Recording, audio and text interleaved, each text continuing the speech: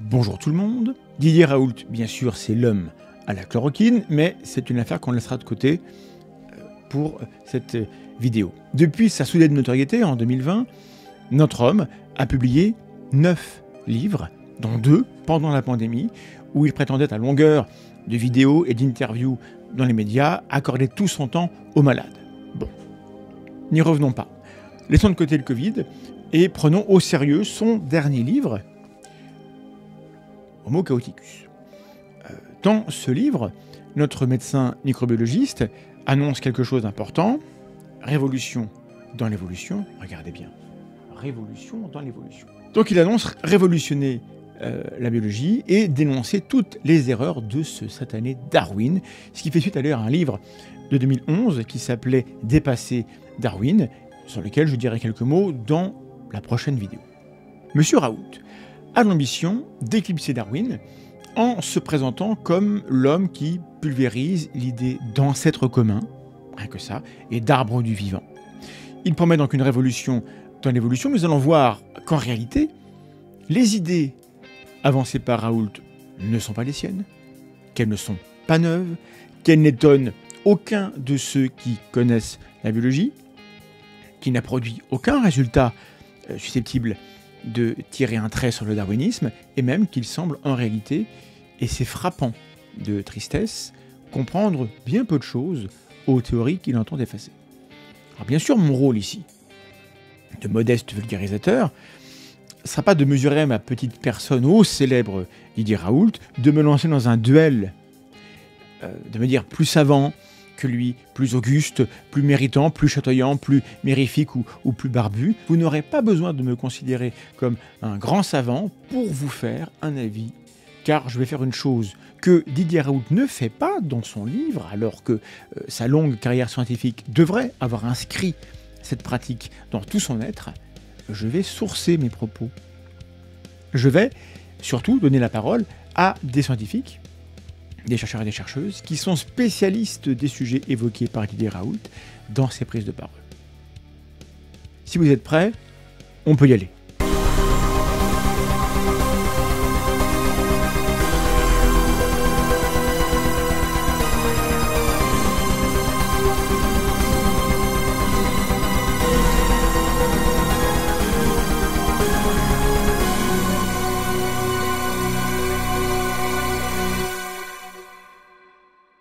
Le sujet de l'évolution est important pour moi. Je suis docteur en biologie et mon premier livre de vulgarisation scientifique, sorti en 2018, au Seuil, s'appelait « L'ironie de l'évolution ». Il était question de se demander comment nous avions hérité, vous comme moi, d'un cerveau qui semble conçu avec la consigne de ne pas croire à la théorie de l'évolution, de résister au concept darwinien. Ce livre a gagné un prix. Bon, j'y retranscris des travaux et des résultats produit par des centaines de chercheurs, d'une façon que j'estime originale, mais je n'ai jamais eu l'idée saugrenue de le présenter comme une révolution de notre manière de voir l'évolution. La théorie de l'évolution me tient particulièrement à cœur parce que j'ai l'intime conviction que la compréhension des principes darwiniens est l'un des meilleurs remèdes contre la pensée complotiste, en tout cas ses dérives. Je précise cela pour que vous compreniez bien que si je fais le présent travail que vous regardez à ce moment, c'est parce que Didier Raoult a choisi de se faire mousser sur l'une des rares questions que j'ai travaillées en profondeur. J'aurais très volontiers consacré mon temps à autre chose qu'à faire barrage à de la désinformation qui égrène sur tous les médias qui l'invitent encore. Ensemble, nous allons regarder des morceaux d'interviews du savant de Marseille et de son dernier livre, que l'éditeur Michel Lafon a eu la gentillesse de m'envoyer. Alors je les remercie pour l'envoi du livre, mais je ne les félicite pas pour leur choix de contracter avec une crapule intellectuelle. Je ne remets pas en question l'honnêteté foncière de M. Raoult, mais l'honnêteté intellectuelle, c'est autre chose. Et c'est compliqué de ne pas porter de jugement. Je vais faire des efforts, mais ça va être très dur. Cette vidéo sera l'occasion, j'espère, de dire des tas de choses très intéressantes sur l'évolution, sur les sciences, et donc d'apprendre à l'aide des erreurs et des déclarations imprudentes d'un savant. Voilà, on va tous apprendre des tas de choses. Ce savant lui-même, d'ailleurs je le précise, ne devrait pas nous obnubiler, ni vous ni moi. mais il occupe désormais une place considérable dans le paysage, en tout cas numérique, non pas en vertu de la bonne qualité de son travail de recherche, mais précisément en raison du contraire, son manque d'éthique, son manque de méthode, et une attitude que je qualifierais à demi-mot, minima, au minimum d'extrêmement agressive et propice au buzz et aux vagues de harcèlement. Vous verrez dans la section commentaires des réactions virulentes qui sont les symptômes des effets néfastes d'une parole comme la sienne. Je demande aux sceptiques qui m'écoutent peut-être parfois de temps en temps et qui acceptent parfois qu'on leur donne des conseils, et aux zététiciens, ou ceux qui acceptent cette étiquette, de faire bien attention à ne pas s'abaisser à des attaques personnelles contre les gens qui commentent ou contre la personne dont on va critiquer le contenu. Et faute d'avoir envie de répondre avec élégance aux commentaires critiques que vous allez croiser, ignorez-les. Ça vous fera le plus grand bien, et à moi aussi. Ce travail de débunkage en forme de tronche de fake n'est pas un travail solitaire. Vous verrez intervenir au fil des vidéos des chercheurs et des chercheuses et des cadres de contenu, dont les contributions sont particulièrement utiles pour éviter que je dise des bêtises, que ça pourrait m'arriver, sur des sujets qu'ils maîtrisent mieux que moi, et aussi pour vous rappeler quelque chose de fondamental, c'est que la science ou les sciences, c'est une aventure collective. Personne, jamais, n'a fait de grandes découvertes sans s'appuyer sur le travail d'autrui. Maintenant qu'on a fait les grandes lignes introductives, on va commencer à entrer dans le vif du sujet.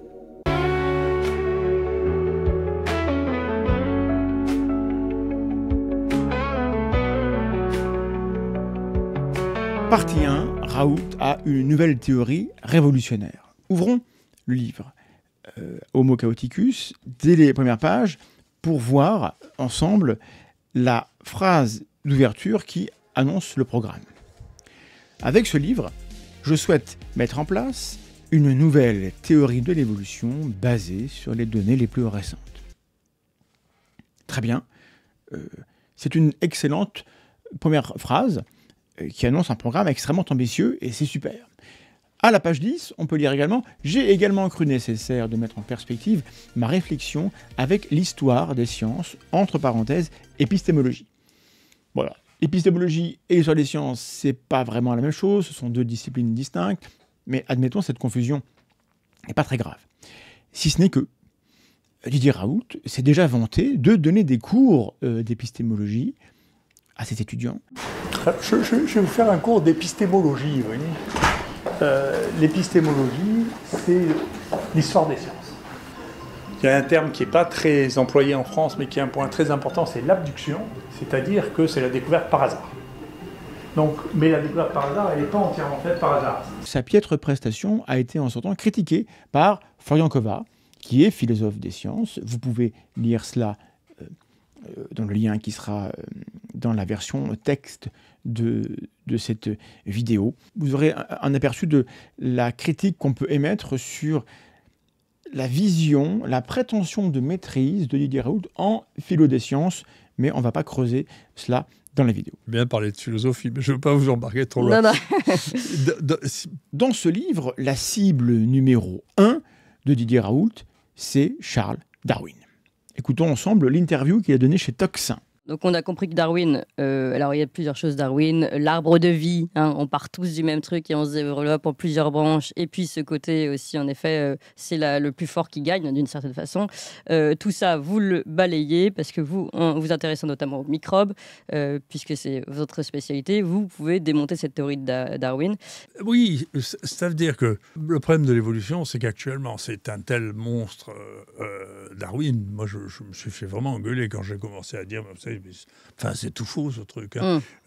Les travaux de Darwin, c'est la deuxième moitié du 19e siècle. C'est vieux de 150 ans. Les connaissances ont évolué. La théorie synthétique de l'évolution a été enrichie de concepts et de mécanismes comme la dérive génétique et la théorie des équilibres ponctués. Et ça, personne ne l'ignore. Si vous l'ignoriez, c'est super, vous avez des tas de choses à découvrir. Le schématique arbre du vivant, utilisé pour représenter l'histoire de l'évolution, est un objet de communication destiné au grand public avec ses défauts. et sa version utilisée par les chercheurs intègre depuis des décennies les phénomènes de transfert horizontaux de matériel génétique. Et cela, je l'expliquais dans une récente vidéo où je présentais les grandes découvertes qui ont modifié notre regard sur l'évolution. Oui, la théorie de l'évolution évolue. C'est pas beau? C'est beau. Quand j'entends, et ça m'arrive, des gens prétendent révolutionner la biologie ou tout mettre par terre en s'en prenant à Charles Darwin, ce sont toujours des créationnistes. Sauf que maintenant, en 2024, on peut ajouter Didier Raoult à cette liste.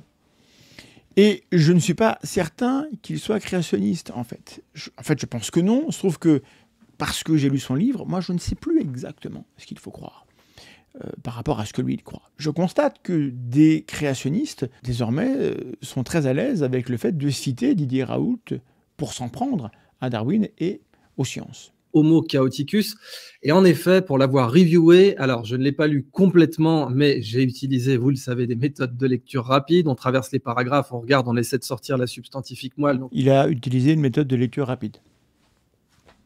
Je ne commenterai pas. Pardonnez-moi de ne pas être parfaitement rentré encore dans le bouquin, mais de ce que j'ai déjà pu obtenir, c'est vraiment, selon moi, un bouquin révolutionnaire. On est sur quelque chose qui va être un long seller, comme on aime dire dans le monde de l'édition, parce que là, on n'est pas seulement sur un livre qui va illuminer l'actu, et on va en reparler, puisque le professeur Raoult est déjà passé sur pas mal de plateaux où il a pu utiliser les concepts de son nouveau livre pour illuminer l'actualité, que ce soit la philanthropie charlatanesque de Bill Gates ou d'autres sujets. Alors on peut critiquer Bill Gates, faites-le, c'est très bien. On n'a pas besoin de changer la théorie de l'évolution pour ça. Comme cadrage, au minimum, c'est très étrange, non? Mais là, on a vraiment, quand on est biologiste, on a la recherche d'un vrai Graal, là, sur le plan conceptuel. On a une vraie progression vers l'après-Darwin, qui a été par trop déifiée, par trop idolâtrée. C'est un compendium d'idées fascinantes. Vous avez un livre qui mérite d'être relu, relu et relu, qui, à mon avis, sera relu dans 10 ans, et peut-être plus, et qui pose une contribution majeure dans la direction d'une théorie post-darwinienne de l'évolution. Professeur Didier Raoult, merci beaucoup d'être de retour avec nous. Est-ce que vous considérez que j'ai plutôt correctement présenté votre livre jusque-là? Oui, je pense qu'il est tellement dense que c'est difficile de le résumer. Donc je pense que vous avez raison, il faut le lire plusieurs fois, y compris les concepts qui sont nouveaux, qui sont développés. Bon. Donc là, on a de la brosse à reluire entre ces deux messieurs, et on nous dit que le livre est tellement dense qu'il est difficile à résumer. Je vais essayer de vous montrer, vous aider à vous faire un avis sur est-ce que ce livre est dense ou pas. C'est quand même écrit gros, hein. Et est-ce que les concepts sont développés ou pas. On va réagir à des extraits de cette interview-là et d'autres où Didier Raoult parle de ce livre et en général ne peut pas s'empêcher de se répandre sur d'autres sujets. Mon avis à moi, c'est que c'est un livre extrêmement répétitif, peu structuré, mal relu s'il l'a été, et qui va dans tous les sens de manière très approximative. Vous allez être surpris, je crois, du nombre de bêtises qu'il contient. Moi, j'ai été surpris. Et ce qui prend le plus cher dans ce livre, c'est pas Darwin, c'est l'illusion que Didier Raoult sait un tant soit peu de quoi il parle. Comment révolutionner la biologie? Pour prendre la mesure du fiasco, de la catastrophe que ce livre représente, il faut commencer par se demander à quoi devrait ressembler un livre qui aurait ce niveau de prétention et qui serait pertinent. On peut imaginer que quelqu'un sorte un livre qui effectivement révolutionne la biologie. Après tout, Darwin l'a fait. Après tout, Kimura l'a fait également. Eldredge et Gould l'ont fait aussi à leur manière. Et puis Dawkins aussi, en fait, avec le gène égoïste. Sans qu'aucun de ces livres ne fasse le tour complet du vivant, ni ne prétende le faire, parce que ce serait très arrogant. Mais chacun de ces livres a changé le regard des chercheurs ou du public sur la biologie, et c'est très utile. Ce livre pourrait faire cela. Séquence de vulgarisation scientifique, voici comment il aurait fallu procéder dans un livre sérieux pour chambouler la biologie et proposer quelque chose qui soit une vraie révolution. 1. Identifier les lacunes actuelles. Et pour ce faire, il faut lister les faits inexpliqués par la théorie en vigueur, démontrer l'obsolescence de certains concepts clés, présenter des travaux novateurs qui seraient négligés et illustrer les faiblesses de la théorie par des exemples. Ensuite, il faut énoncer les critiques existantes. On n'est pas seul à se rendre compte de ces choses-là. Le chercheur tout seul, il serait impuissant. Il doit bien s'appuyer sur des remarques, des travaux faits par d'autres. Donc il faut citer les chercheurs qui partagent cette critique. Mettre en lumière les controverses scientifiques actuelles et démontrer l'existence d'une crise dans le domaine. Parce que s'il n'y a pas de crise, il n'y a pas de révolution. Puis il faut introduire de nouvelles perspectives, présenter des concepts novateurs, subtils, intéressants, utiles, exposer les découvertes factuelles qui mettent en échec les applications actuelles. Après ça, on propose des solutions, on montre comment ces nouveaux concepts résolvent les problèmes identifiés, on explique en quoi cela répond aux attentes de la communauté scientifique. Mais ça n'est pas tout. Ensuite, il faut définir les limites et les tests de la nouvelle théorie, reconnaître les limites de la proposition, suggérer les moyens concrets de tester les hypothèses et expliquer clairement, et c'est très important, comment la théorie pourrait être réfutée. Et enfin, l'auteur doit rendre compte des débats suscités en présentant les critiques reçues de la part des spécialistes, en montrant comment il a pris en compte ces critiques et en démontrant que la théorie qu'il propose a déjà été soumise à l'examen par des pairs avant d'être présentée au grand public. Cette approche garantit une présentation rigoureuse et transparente d'une nouvelle théorie scientifique en permettant au lecteur de comprendre son contexte, sa portée et ses limites. Je pense que ça n'est pas trop demandé à un chercheur qui se présente comme étant l'élite. C'est une tâche qui est à sa portée. Alors si un jour, un livre qui correspond aux critères que je vous ai énoncés sort et rebat complètement les cartes de la biologie au point de mettre au placard les principes darwiniens, la postérité de ce théoricien qui fait ce travail rigoureux, elle est assurée.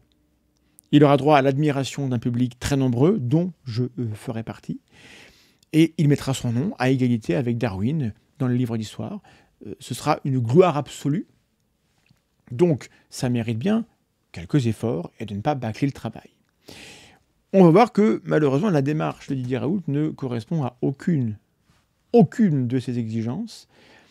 Mais ça, c'est vous qui allez le constater. Je vous annonce quels sont les critères de pertinence, de validité, qui auraient permis que je juge que ce travail constitue un apport réel aux sciences et à la théorie de l'évolution. Vous pourrez évaluer avec moi, ou même sans moi, sans que j'aie à prononcer à la fin un délibéré, vous ferez un avis.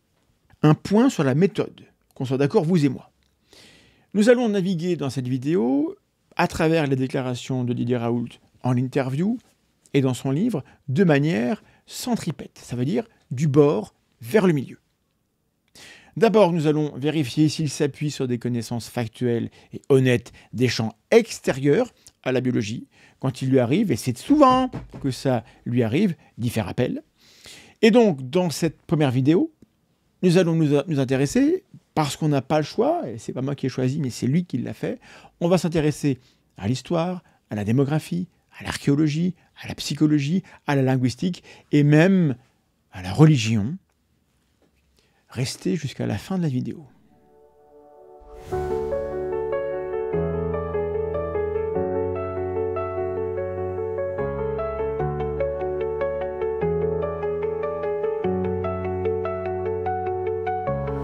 Dans son livre, Didier Raoult parle à plusieurs reprises d'histoire, sur le long terme. Je ne suis pas historien.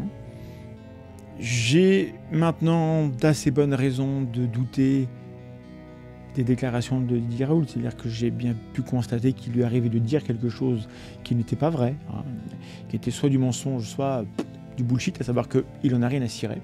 Et donc j'ai voulu vérifier, et pour ça j'ai posé des questions sur les réseaux, en citant des passages du livre, je vous montrerai quelques réponses, Et puis j'ai reçu 2 personnes qui connaissent bien l'histoire dans les réseaux sceptiques pour leur demander leur avis, et c'est un avis qu'ils ont sourcé. Toutes les civilisations urbaines, toutes, partout dans le monde, ont disparu à un moment. Tout ce que l'on connaît de l'histoire humaine, c'est qu'à un moment, les civilisations urbaines s'écroulent.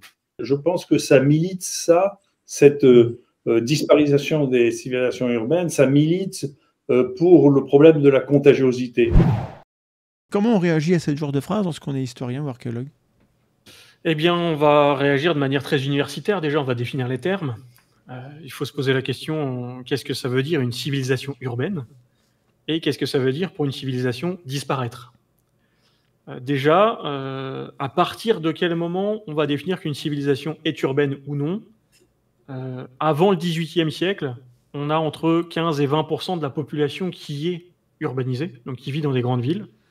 Donc est-ce qu'avant le XVIIIe siècle, on peut parler de civilisation urbaine ? On est beaucoup d'historiens à penser que non. Mais si on veut accorder un peu le bénéfice du doute à cette personne, on peut considérer que des civilisations comme la civilisation athénienne ou la Rome antique sont des civilisations dans lesquelles on a une très forte population dans les villes parce qu'on a des grandes capitales. On peut faire rentrer ce genre de civilisation dans le petit carcan civilisation urbaine, mais en vrai, ça ne veut pas dire grand-chose. Et ensuite, qu'est-ce qu'une civilisation disparue ? Il faut voir ce qu'il entend par là. Est-ce qu'elle disparaît d'elle-même ? Ce qui collerait peut-être au côté elle a disparu à cause d'épidémies. Mais dans ce cas-là, on n'en connaît pas énormément, parce que souvent, quand une civilisation disparaît, même si on ne parle pas vraiment de disparition en histoire, c'est plus des civilisations qui vont subir des pressions de leurs voisins. Pour l'Empire romain, par exemple, l'Empire il va se déliter petit à petit parce qu'ils ont trop grand de territoire à défendre, ils n'y arrivent plus, et puis ils se font bouffer des bouts de territoire par-ci par-là, jusqu'à ce qu'il y ait un peu trop de razzia et d'invasion, et l'Empire s'écroule. Les Scandinaves, les Vikings, ils se sont assimilés partout où ils se sont installés.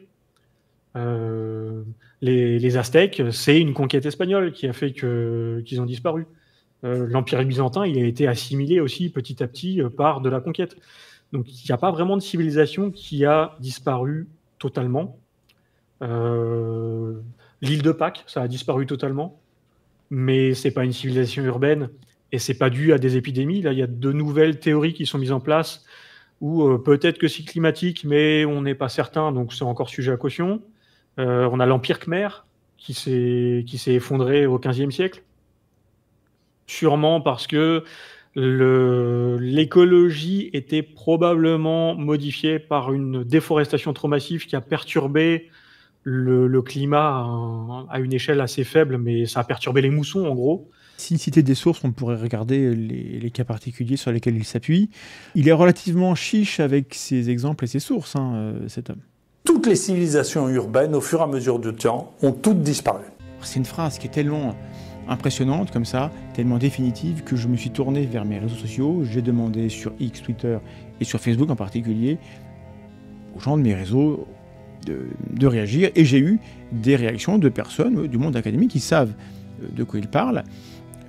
Et donc la sagacité des gens qui me suivent sur les réseaux sociaux a été très utile. Je vous remercie d'avoir réagi. Sur Facebook, une historienne que par ailleurs je suis assidûment parce qu'elle débunk beaucoup de propos sur le platisme et des théories farfelues. Elle explique par rapport à cela que Didier Raoult, pensait sûrement à la civilisation arapéenne, mais la civilisation sumérienne était urbaine et n'a jamais disparu.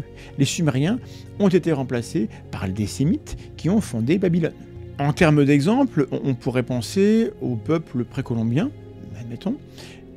Un expert du sujet, qui s'appelle Laurent Thomas, balaye le propos en disant la chose suivante. Aujourd'hui, on compte environ 1,5 million de locuteurs mayas au seul Mexique. Comme disparition, on connaît mieux. Le problème, et tout le monde en convient, c'est qu'il faudrait commencer par définir ce qu'on entend par civilisation urbaine, ce qu'il faut entendre par disparaître, et qu'il faudrait se demander pourquoi ce serait vrai, tandis que l'essentiel des civilisations actuelles sont urbaines et, par définition, n'ont pas disparu à l'heure où on vous parle. Quelqu'un a proposé de reformuler « toutes les civilisations disparues ont disparu », et là, d'un seul coup, Didier Raoult a raison. Mais vous comprenez que ça n'est pas très intéressant. On aurait gagné tous les uns et les autres à ce qu'on ajoute 2 pages dans lesquelles Didier Raoult explique, définisse ce qu'il appelle une civilisation urbaine et explique, définisse ce que ça veut dire que disparaître, et puis allez, encore 2 pages pour donner des exemples. On n'aura rien de tout ça. Toutes les civilisations urbaines ont disparu quand même, toutes, donc de manière chaotique. Si je prends la définition que j'ai donnée des civilisations urbaines en incluant Athènes, Rome, et on va prendre un petit peu large, des civilisations qui ont subi des épidémies, on en connaît plein. C'est pas l'épidémie qui va détruire une civilisation. On a eu des vagues de peste en Europe, donc là vraiment plusieurs vagues entre 1437 et 1720 à peu près, où là c'est en fonction des régions de l'Europe, c'est entre 5 et 70% de la population citadine qui meurt. Ce qui est quand même... Là, il a raison. Alors là-dessus, il a raison, mais ça n'a pas tué la civilisation occidentale. La civilisation n'a pas disparu à cause de ça. C'est vrai qu'il a quand même le mot « toute ». Est-ce que tu peux me citer une civilisation urbaine qui n'a pas disparu ? À cause des épidémies ou en général ? En général, elles sont censées avoir toutes disparu. Est-ce qu'il y en a une qui n'a pas disparu, à part Athènes, Jérusalem, Rome, Pékin ? Peut-être. À part celle-là, c'est compliqué. Hein. Non, il y en a plein qui... Justement, c'est le principe de définir disparu. Parce que Rome, même si le côté romain antique a décliné, Rome n'a pas disparu. On a gardé beaucoup de traditions. Si on prend en compte dans la civilisation la religion, la Rome catholique, elle ne s'éteint pas, elle ne disparaît pas. Et les fondements catholiques romains, c'est quand même un fondement très important, déjà dès l'Empire romain, et ça va subsister. Donc, il n'y a aucune raison d'affirmer une phrase comme ça. Alors, il y a une autre phrase qui ressemble à ça dans une vidéo où il présente son livre sur sa chaîne. Alors, la phrase est un peu décousue, il aurait même fait d'écrire un script parce qu'il ne va pas au bout de l'idée, mais bon, dans le contexte, on comprend ce qu'il veut dire. Il dit « Or, nous savons que les plus grands changements dans l'histoire de l'humanité ont été dus dans les villes, et en particulier dans les civilisations urbaines, par des épidémies, parce que pour avoir une épidémie, il faut qu'il y ait beaucoup d'hommes qui vivent au même endroit. » Si je prends un des grands changements extrêmement majeurs de l'humanité, c'est l'agriculture. L'agriculture n'est pas née dans une civilisation urbaine du tout. Et je pense qu'il y a une forme de la palissade. Dès l'instant où l'humanité s'est constituée, les humains se rassemblent en ville. Bon, depuis qu'on fait des villes, tout ce qui se passe dans des villes. Donc on ne peut pas tellement s'attendre à ce que ça soit, pardon pour les gens de Vénissieux ou de Libourne ou de n'importe quel petit village de la Beauce où j'ai grandi, c'est pas là que se font les grands changements de l'humanité, c'est plutôt dans les grandes villes, puisque c'est là que se trouve le pouvoir. Ça fait très raisonnement circulaire. Oui. Si on dit on a créé les brigades de pompiers à Rome avec les brigades urbaines, mais s'il y avait besoin de pompiers, c'est parce que il y avait des gens qui étaient massés. Si on avait continué à vivre dans une maison tous les 50 mètres, peut-être qu'on n'aurait pas inventé de pompiers à ce moment-là. Donc tout ce qu'on peut dire, c'est qu'il y a des villes, et comme il y a des villes et que les gens y sont, c'est là que se passent les choses. C'est statistique. Et si jamais il y a des changements, il se passe là. Et si jamais il y a des épidémies, il se passe là. Mais le lien entre les épidémies et les changements, c'est peut-être une corrélation trompeuse. On peut aller page 46 du livre où il développe son idée autour des civilisations urbaines disparues, et il dit la chose suivante. Les habitants des grandes villes ont une compétence très réduite, mais une efficacité plus grande au regard de leur civilisation. Nulle part, avant, après ou pendant ce développement, on ne nous explique ce que ça veut dire une compétence réduite. Les habitants des grandes villes ont une compétence très réduite. Ça veut dire quoi ? demandait à Didier Raoult. Mais une efficacité plus grande. Ça veut dire quoi? Je ne sais pas, demandez à Didier Raoult. Je continue. Elle leur donne un avantage momentané, donc cette plus grande efficacité, mais face à tout événement chaotique, attaque de tribus nomades ou de pirates, leur capacité à s'adapter est très faible, ce qui entraîne l'écroulement de ces civilisations trop spécialisées, trop complexes. Ce qui est fou, c'est que la phrase d'après dit « Nous avons de multiples exemples historiques de ce phénomène, qui est aussi une très grande leçon que nous enseignent les microbes. » Et après, il parle dans les microbes, mais il oublie de nous donner les exemples. Donc on n'a pas la définition de compétence, on n'a pas la définition d'efficacité, et on n'a pas les exemples nombreux. Il n'y avait pas la place, certainement, entre deux récriminations ou deux propos lunaires sur l'État-providence. Moi, je pense qu'on aurait tous été d'accord pour que ce livre fasse 3 pages de plus et qu'on nous explique ces notions-là. Si ça n'a pas été fait, ça peut éventuellement vouloir dire que Didier Raoult ne peut pas le faire. Pas une preuve, mais on est au minimum forcé de se demander. Ce qu'il nous dit sur les habitants qui ont une compétence réduite, une efficacité plus grande, si ça a un sens, et la fragilité inhérente à la structure urbaine, qu'est-ce qu'on en pense au regard de l'histoire? On en pense que là, déjà, définir une civilisation urbaine, ça ne veut pas dire grand-chose. Qu'est-ce qu'une civilisation urbaine? Je pense, moi c'est comme ça que je le comprends, que le professeur Raoult parle des civilisations qui se sont construites autour des cités, donc la grecque et la romaine essentiellement. Mais notre civilisation ne devient urbaine qu'au XIXe siècle. C'est-à-dire quand plus de 50% des habitants habitent dans les villes. Oui. À ces époques-là, jusqu'en gros au XVIIIe siècle, à peu près 15 à 20% des gens habitent dans les villes, le reste dans les campagnes. Donc on peut difficilement parler de civilisation urbaine, au sens strict du terme. Alors, en revanche, c'est vrai que les premières civilisations sont liées aux villes, parce que les villes, en fait, vont concentrer sur un même endroit des différentes compétences. En gros, la campagne, on fait la culture et l'élevage et un petit peu d'artisanat. Mais dans la ville, on va concentrer de l'artisanat, du commerce, de l'administratif, du religieux, du militaire, de l'universitaire, etc., etc. Donc l'intérêt de la ville, c'est de concentrer ses compétences et, contrairement à ce que dit le professeur Raoult, de s'adapter aux nouvelles compétences et de les augmenter. Donc, plus la ville concentre de compétences, plus elle s'adapte en réalité et elle joue sur la transformation des sociétés autour. D'ailleurs, on parle de civilisation à partir du moment où on a des cités et des villes. Pas avant. Avant, on parle de culture. Hein. C'est ça qui fait la différence. Alors, dire que les villes sont plus concentrées, qu'elles sont plus à même de subir des épidémies, oui, c'est assez vrai. Hein. Là-dessus, il n'y a pas de problème important. La concentration urbaine, notamment lors de la grande peste du Moyen-Âge, a entraîné des foyers de maladies plus importants. Mais elles n'ont pas disparu, loin de là. Au contraire, elles se sont parfaitement adaptées.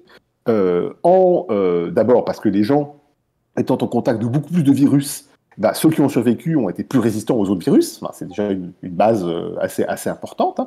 C'est que quand la peste revenait dans une ville qui avait déjà été atteinte, les pertes étaient moins importantes. On a des exemples évidemment là-dessus. Hein.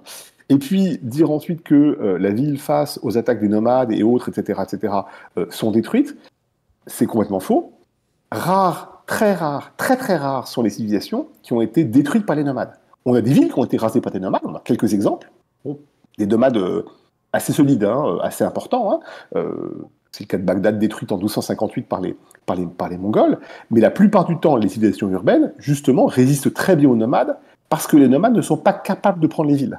C'est un cliché d'historien du 19e siècle, de l'opposition entre nomades et urbains. Aucune de ces civilisations n'a été détruite par les nomades. Au contraire, elle a absorbé ces nomades qui se sont adaptés au contact des villes pour devenir à leur tour des urbains et des groupes civilisés. Didier Raoult, microbiologiste, spécialiste des microbes, nous parle de la peste, page 135. Eh bien, c'est pas pour nous parler de la peste en tant que phénomène biologique, épidémique. Non, c'est pour nous parler d'histoire, là aussi. Ça commence, page 135, la domination considérable de l'Occident sur le reste du monde a succédé immédiatement à la pire des catastrophes européennes, la peste noire. Celle-ci a tué probablement 30% de la population, éliminant les plus faibles et les plus âgés, libérant des espaces considérables pour la nouvelle génération. Donc on a une explication de type catastrophe-épidémie, et la conséquence, c'est le grand essor de la Renaissance. Est-ce que c'est vrai? Est-ce que ça tient la route? Je vous donne un exemple qui est un exemple que je connais bien, qui est celui de la peste. Hein. La peste, dans le bas Moyen-Âge, tue 50% de la population européenne. Et c'est juste après la peste qui a tué 50% de la population européenne que l'Europe va dominer le monde jusqu'à maintenant. C'est juste après le plus grand chaos de l'histoire de ce continent. 50% de morts. Et après ça, vous avez la Renaissance et ça repart. On découvre le monde. C'est inouï ce qui se passe après ça. La peste a tué entre 35% et 60% de la population européenne. Estimation basse, estimation haute. Dire que c'est le départ de la puissance européenne, là en revanche, c'est totalement faux. Ça n'a aucun sens. La peste touche l'Europe en 1347-1348. Elle reste par vagues successives, mais la vague la plus importante, c'est la première, donc 1347-1353. Elle revient fortement 1360-1362, puis ensuite elle revient par petites vagues, mais de plus en plus atténuées. Et les derniers exemples de peste en Europe de l'Ouest, 1722, la peste de Marseille, et 1740 encore un peu en Russie. Donc, on peut dire qu'à partir de 1400, la peste est beaucoup moins virulente qu'elle n'était au départ. Et ce qu'on appelle la puissance de l'Europe, alors que lui place à la Renaissance, c'est pas du tout la grande puissance de l'Europe, mais ne commence de toute façon qu'au 1500, c'est-à-dire 150 ans après le début de l'épidémie de peste. Donc ça fait un gros écart. 150 ans, à l'époque, c'est 5 générations. Donc on n'est pas immédiatement après. Et dire que la Renaissance, c'est la grande puissance de l'Europe sur l'ensemble du monde, c'est aussi un raccourci très court, parce qu'en fait, c'est juste le début des contacts entre l'Europe de l'Ouest et l'Amérique et l'Asie par la voie maritime. Mais ce n'est pas une domination complète, loin de là. La vraie domination européenne sur le monde, c'est le 19e siècle. C'est la deuxième moitié du 19e siècle. Donc on est très très très très loin de la peste. Et faire une corrélation entre la destruction entraînée par la peste et la puissance européenne, ça n'a aucun sens. Si Didier Raoult cherche à mettre en avant des effets qui seraient surprenants de la Grande Peste, c'est pour défendre l'idée que ce sont des catastrophes imprévisibles qui façonnent l'histoire. D'accord, le problème, c'est qu'on pourrait lui concéder ce point-là, on pourrait admettre que c'est vrai, même si ça ne l'est pas vraiment, sans que cela empêche de lire les conséquences de la peste noire et de toutes les catastrophes du monde par le prisme darwinien de la survie des suffisamment aptes et des chanceux. La chance a évidemment un rôle dans les processus de l'histoire du vivant, c'est même trivial de le dire. Donc, même si cette histoire de la peste noire qui provoque l'essor de l'Occident, de l'Europe, était vraie, ça ne serait pas un argument en faveur d'une révolution de la théorie de l'évolution. Donc non seulement c'est faux, mais en plus c'est con d'espérer pouvoir en faire quelque chose.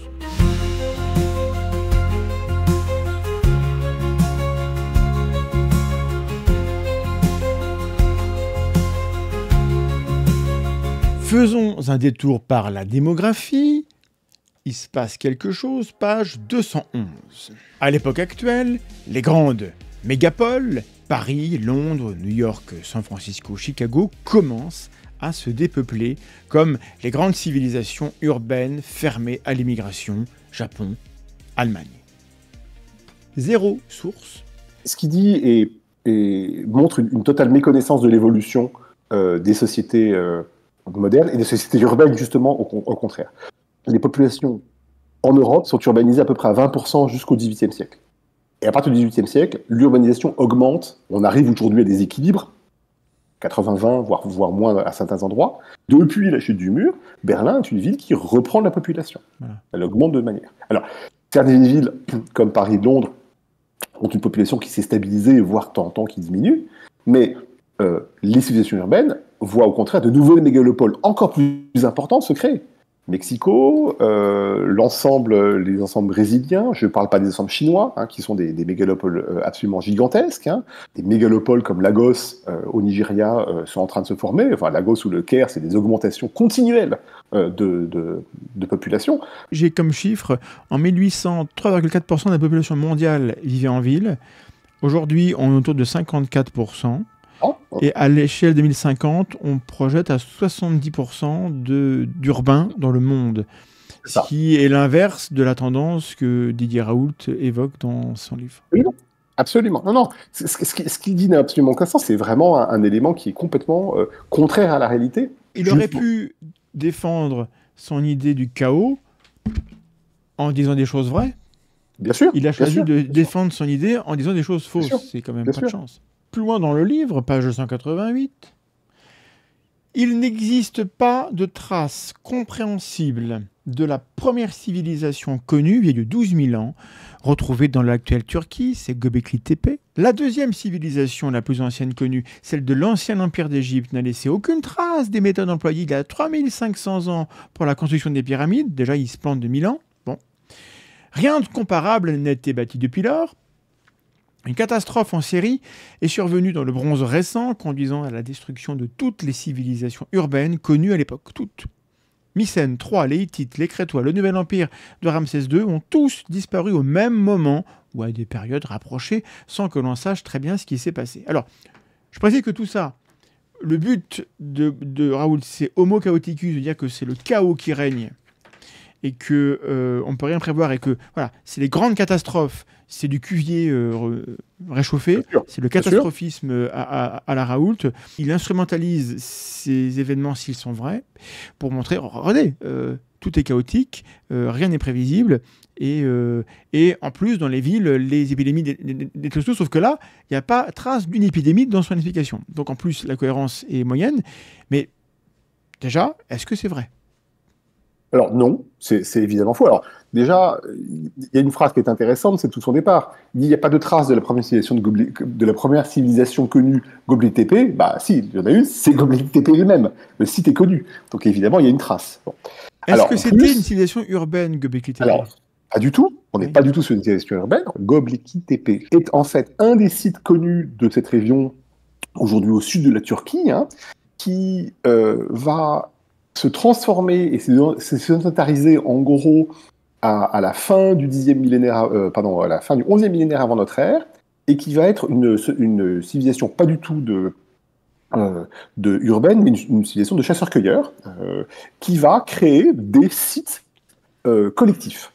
Et Göbekli Tepe, comme d'autres sites de la même région qui sont connus, sont des sites collectifs. Et il en reste pas mal de vestiges. Enfin, c'est même sur ces vestiges-là qu'un grand nombre de spécialistes du début des néolithiques montrent le début justement de cette transformation de la société, sédentarisation, puis agriculture et élevage en même temps, qui va évoluer. Donc, c'est pas une civilisation urbaine. Deux, il reste évidemment des vestiges que l'on a étudiés. Et trois, c'est difficile de dire comme ça qu'elle a été tout d'un coup balayée également, parce qu'en fait, ce sont des sites qui ont, pour la plupart, évolué sur des millénaires. Donc, cette phrase-là, il n'y a rien de vrai. La deuxième, l'Ancien Empire, aucune trace des méthodes employées pour bâtir les pyramides il y a 3500 ans. Alors, bon, évidemment, là, on rentre dans un cliché qui est le cliché de la pseudo-histoire la plus classique. Les pyramides, personne ne sait qui c'est, on ne saurait pas les refaire aujourd'hui, etc., etc. Alors, des traces, on en a des tonnes et des tonnes. Bon, d'abord parce qu'évidemment, on ne parle que d'une pyramide ou des pyramides de Gizeh, mais les pyramides, elles se sont construites pendant tout l'Ancien Empire, enfin, de la 3e à la 6e dynastie, et que dans certaines des pyramides et ou des mastabades à côté, on a des inscriptions ou des bas-reliefs qui montrent ces constructions de pyramides. Puis ensuite, il y a tout un pan de la recherche en archéologie, qui est l'archéologie du bâti. Et dans l'archéologie du bâti, évidemment, on va reprendre ce qui existe comme bâti et on va comprendre comment ça a été fait. On voit parfaitement, on a les carrières, on a les outils, on a retrouvé les chariots pour transporter les blocs de pierre, on a des rampes à certains endroits. Et plus on avance, plus on a d'éléments. Donc on a quelques détails qu'on ne comprend pas bien, le reste, on maîtrise parfaitement la construction des pyramides. Virgule, rien de comparable n'a été bâti depuis lors. Bon, alors là, on est vraiment dans le cliché de chez cliché le plus abominable possible, construire une pyramide ou construire ce qu'on appelle un temple de millions d'années, qui sont des temples du Nouvel Empire. Je pars que en Égypte, je ne vais même pas ailleurs. Hein. C'est construire un tas de pierres compliquées, un tas de pierres sophistiquées, et construire un temple ultra compliqué dans lequel il faut monter des linteaux de plusieurs tonnes à grande hauteur et les faire tenir en équilibre sur des pylônes. Donc, les constructions du Moyen et du Nouvel Empire sont techniquement bien plus complexes que la construction des pyramides de l'Ancien Empire. Enfin, voilà. Bon. Alors, je ne parle même pas du reste. Je ne parle même pas de la construction du Parthénon, bon, qui date du 5e siècle avant notre ère, qui est un objet très grand, très complexe, entièrement monté à cru, tout en pierre taillée. Enfin, c'est beaucoup plus compliqué. On va éviter de parler des cathédrales gothiques comme celle de Florence, évidemment des tours de Dubaï, enfin je veux dire, bon, voilà quoi. Le Panthéon.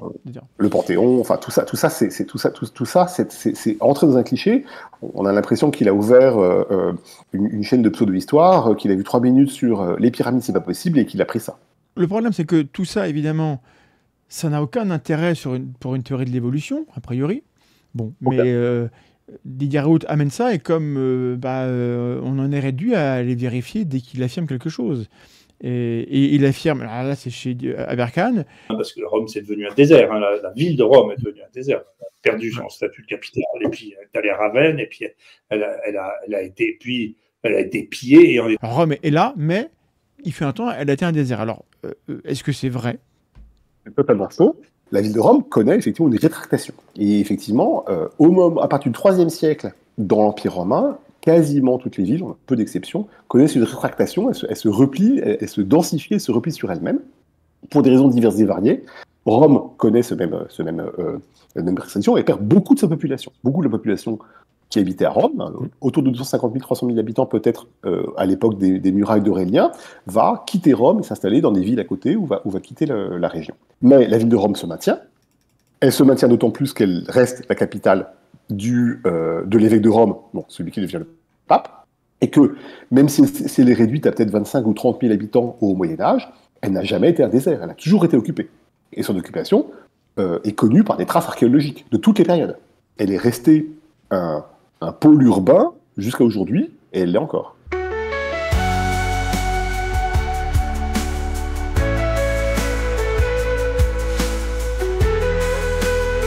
Alors attention, parce que la linguistique n'est pas non plus à l'abri. Didier Raoult a des grandes théories sur ce qui se passe avec la langue.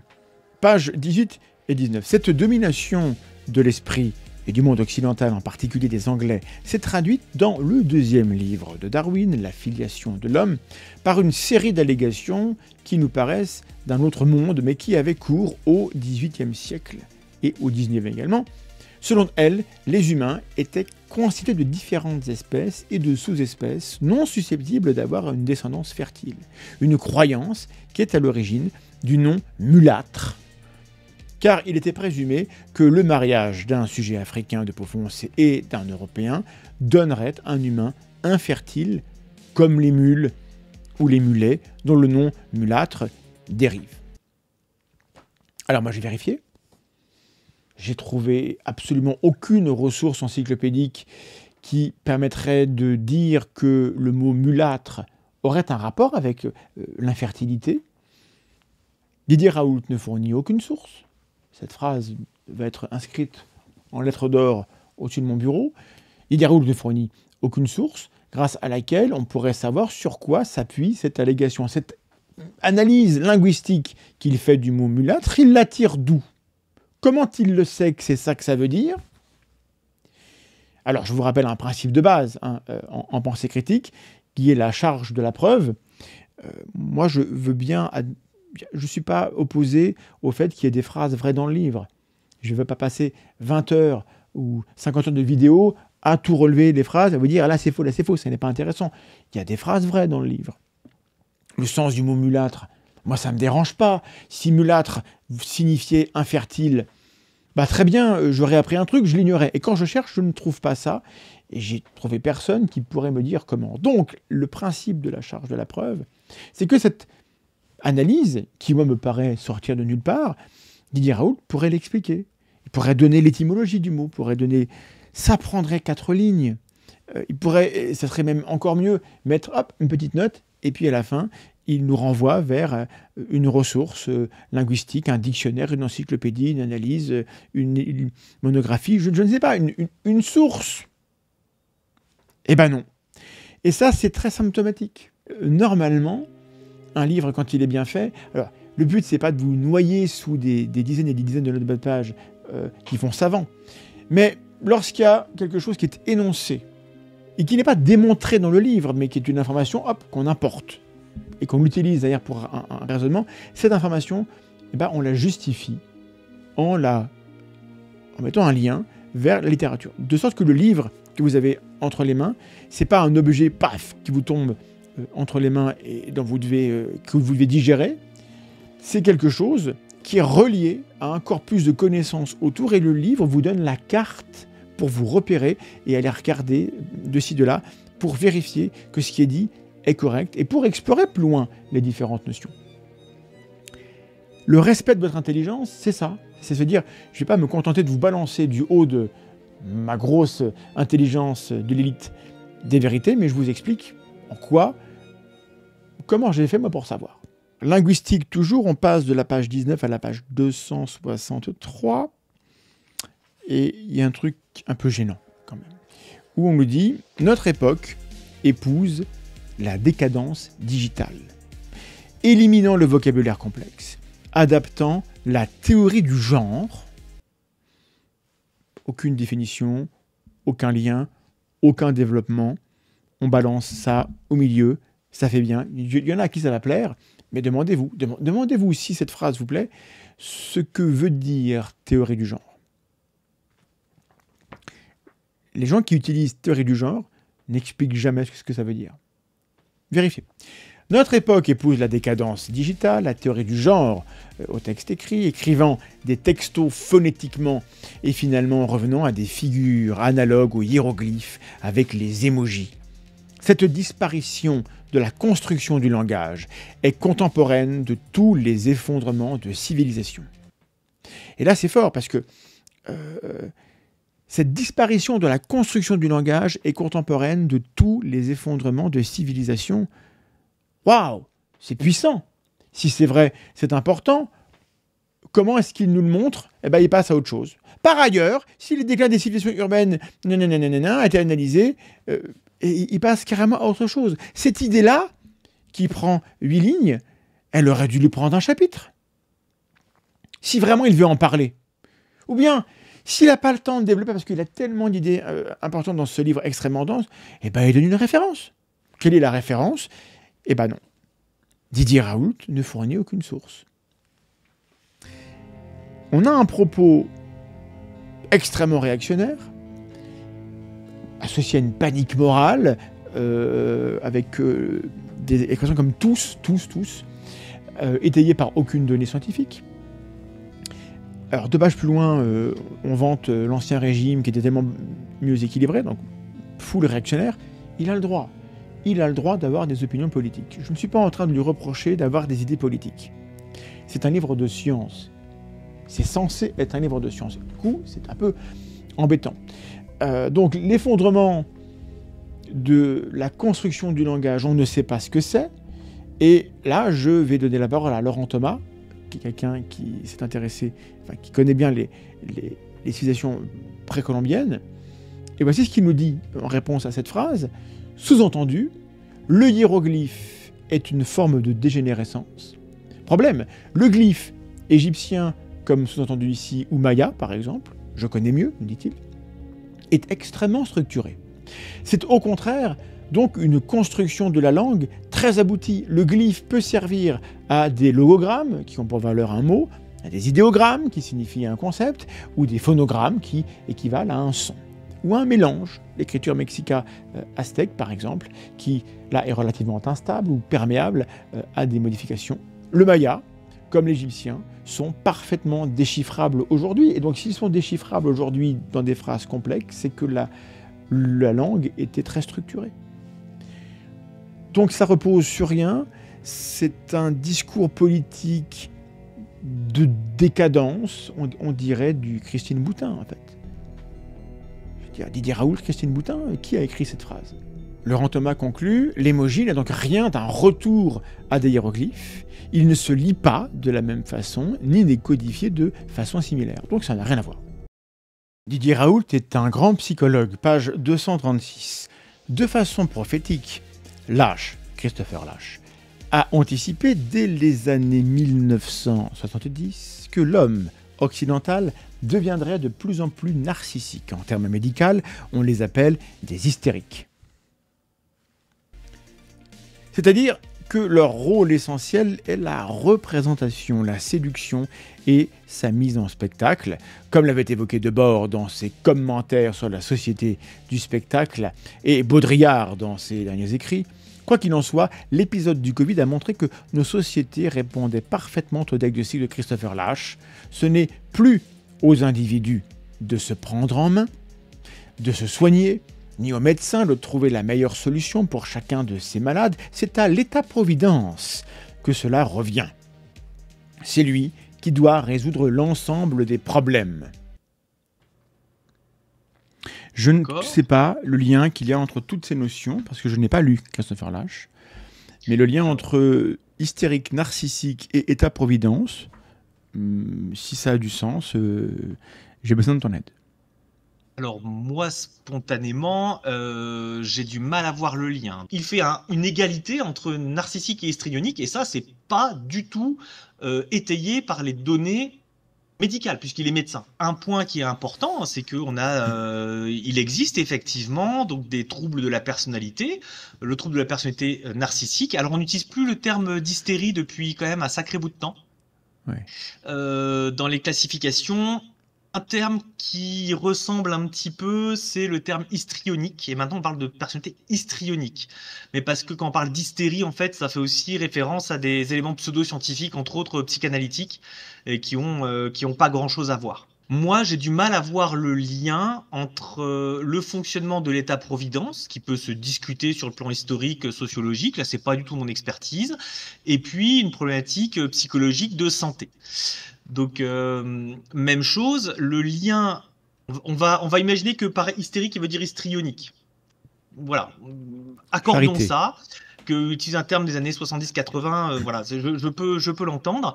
En fait, alors c'est des éléments qu'on observe dans les troubles de la personnalité, effectivement, qui sont décrits, mais qui ont quelques points communs, mais qui peuvent être parfois associés, mais qui ont aussi beaucoup de différences.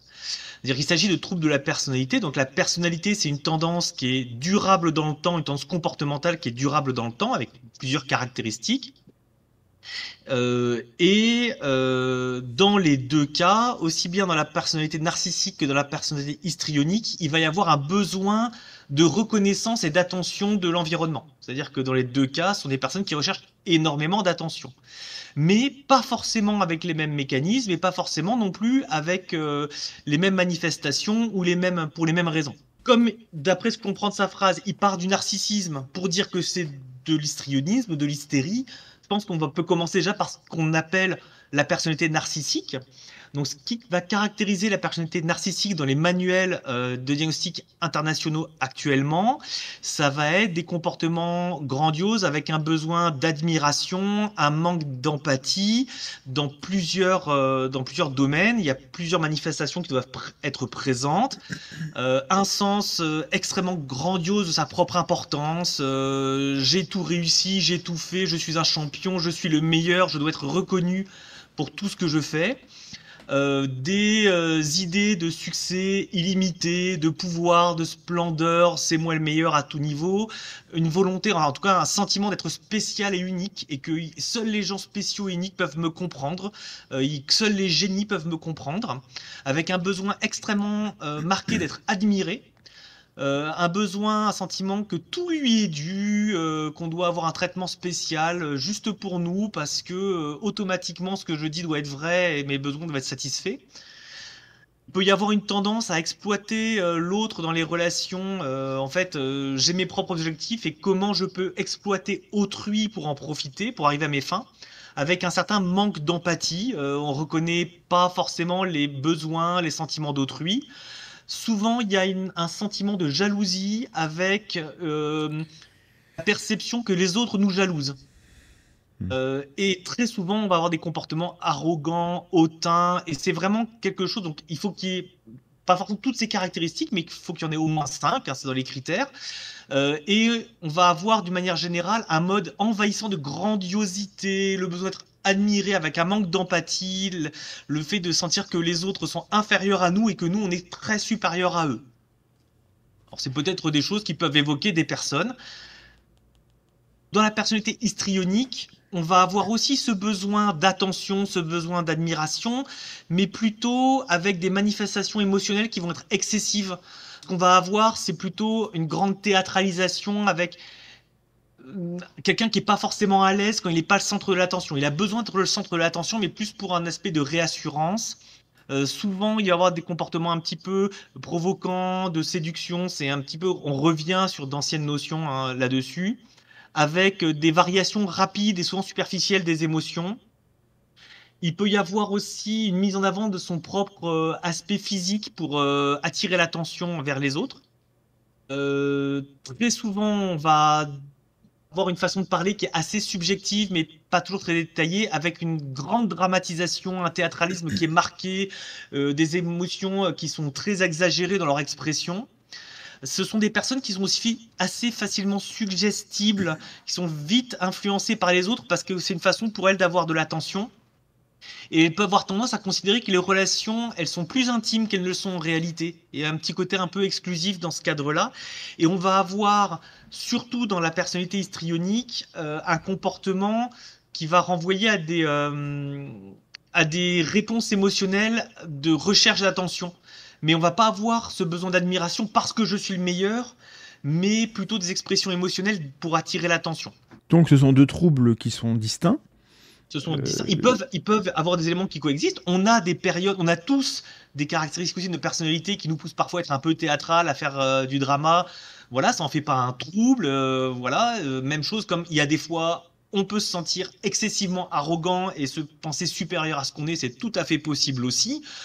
Voilà, là encore, c'est des éléments. Il faut bien différencier ce qui va être d'un fonctionnement de personnalité qui peut être fluctuant et un trouble médical. Et là, on parle de trouble de la personnalité puisque Didier Raoult parle de composante médicale.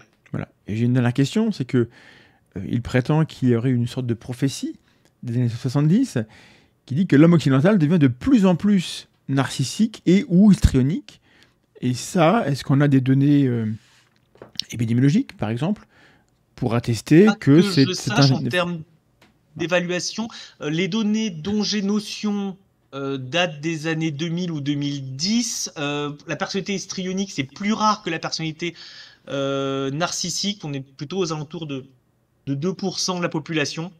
Alors, sachant que de toute façon, ces diagnostics-là, ils sont très fortement liés à la culture. Il y a des composantes culturelles pour lesquelles c'est quelque chose qui va être tout à fait intégré dans la culture et d'autres pas. Est-ce qu'on peut faire un lien entre une prédiction sur le plan sociologique, historique et une composante médicale? Comme ça, spontanément, ça me paraît quand même difficile puisqu'il s'agit de troubles psychiatriques et de troubles qui sont décrits dans les manuels de médecine. Ouais. Après, oui, on entend dans le langage un petit peu courant sur les réseaux sociaux que les gens sont plus en plus auto-centrés. C'est possible. Est-ce que ça veut dire qu'ils présentent davantage de troubles de la personnalité de ce type-là? Ça me paraît être un raccourci extrêmement rapide et extrêmement audacieux. Bon.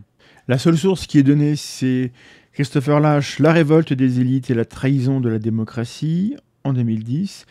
Et pour le reste, on en est contraint, comme pour toutes les autres citations, à essayer de comprendre ce qu'il a voulu dire et d'être charitable, comme tu l'as été, pour essayer de comprendre quel est le sens derrière, parce qu'a priori, s'il en parle, c'est qu'il veut dire quelque chose, et c'est pas transparent, en fait. Alors, sachant que dans les manuels, il est bien indiqué qu'il peut y avoir des confusions entre le trouble narcissique et le trouble histrionique, mais qu'il est important de bien les différencier. Entre autres choses, notre grand théoricien est obsédé par le QI. Il annonce partout que le QI baisse, en particulier dans les villes, partout dans le monde. Si c'est vrai, c'est peut-être grave, mais est-ce que c'est vrai? Il n'y a absolument aucune source dans le livre vérifié. Je suis allé demander à un spécialiste de la question, Franck Ramu, chercheur en sciences cognitives qui travaille sur ces questions-là, de me dire si Didier Raoult disait des choses vraies. Regardez, moi je suis frappé quand même, vous n'êtes pas frappé. On voit aussi baisser le QI moyen des humains depuis le 21e siècle. Enfin, c'est dû à... C'est comme c'est tellement corrélé avec les tests PISA qui, eux, correspondent à des gosses. C'est tellement corrélé que globalement, et puis c'est visible à l'œil nu, hein. Moi c'est visible à l'œil nu. Moi je vois ce qui est un thésard maintenant, ce qui était un thésard. Les différences sont monstrueuses. Peut-être que c'est social. Moi j'ai pas les hypothèses. Chacun a son hypothèse et moi je m'en fiche. Je ne mêle pas des hypothèses. Il y a plusieurs choses dans ces affirmations. La première, c'est est-ce que le QI baisse globalement? Donc ça, j'y ai déjà consacré 3 articles de blog. Il y a des données qui ont été collectées dans plein de pays depuis plus d'un siècle. Et donc ce qu'on voit, c'est que les scores de QI montent globalement au cours du XXe siècle.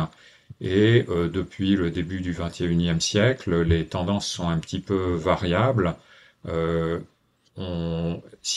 Dans certaines études et dans certains pays, on peut avoir l'impression que les scores baissent, mais si on regarde de manière plus globale et si on regarde les méta-analyses, en fait, ce qu'on voit, c'est que dans les pays qui sont en développement, les scores continuent à monter.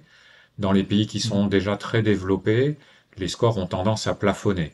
Donc, on est en train d'atteindre une espèce d'asymptote avec une croissance nulle. Et évidemment, quand on est autour d'une croissance nulle, dans certaines études, ça va être un peu au-dessus de 0, dans d'autres, ça va être un peu en dessous de 0. Mais donc, on a des variations autour d'une croissance nulle, on va dire. D'accord. Alors, dans l'interview qu'il a donnée sur la chaîne Toxin, il dit texto, hein, alors c'est à l'oral, mais à l'oral, parfois, on est un peu trop expéditif, mais il dit il y a une baisse du QI très importante dans les villes actuellement, par rapport à la campagne, hein, dit-il. Oui, alors ça, c'est une hypothèse dont j'avais pas connaissance, la différence entre les villes et les campagnes. Donc j'ai été obligé de faire une recherche bibliographique pour aller voir s'il y avait des données là-dessus. J'ai trouvé deux études qui en parlent, enfin qui ont regardé les tendances d'évolution du QI en séparant les villes et les campagnes.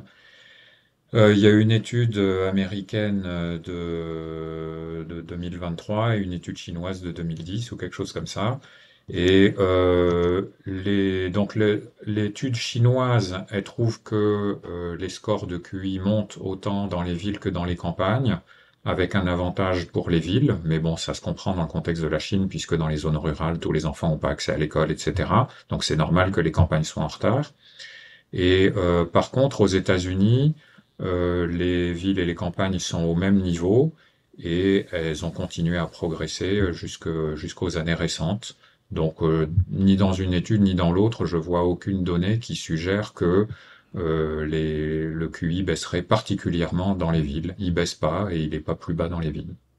Bon, donc évidemment, Raoult ne cite aucune source, donc on ne sait pas sur quoi il s'appuie, mais sûrement que tu le sais, mais en 2018, il avait déjà écrit dans Le Point un truc qui s'appelait l'inquiétante baisse de notre QI. Et alors, au-delà des faits dont tu nous montres qu'ils sont faux, il avait quand même une explication. Donc je te soumets l'explication pour voir un peu éventuellement ce qu'on peut en dire. 2 éléments jouent dans la baisse singulière du QI.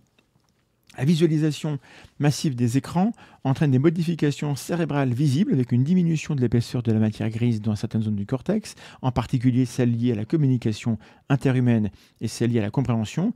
Les écrans sont addictifs et les pays occidentaux associent télévision, internet, jeux vidéo, réseaux sociaux et téléphones portables. Et deuxième facteur, le choix de héros, non pour leur réussite intellectuelle, comme au XIXe siècle avec Pasteur, Claude Bernard, mais dont le talent réside dans les jambes pour les footballeurs ou dans la voix pour les chanteurs, amène au développement par analogie à des modèles dont le QI n'est pas la force principale.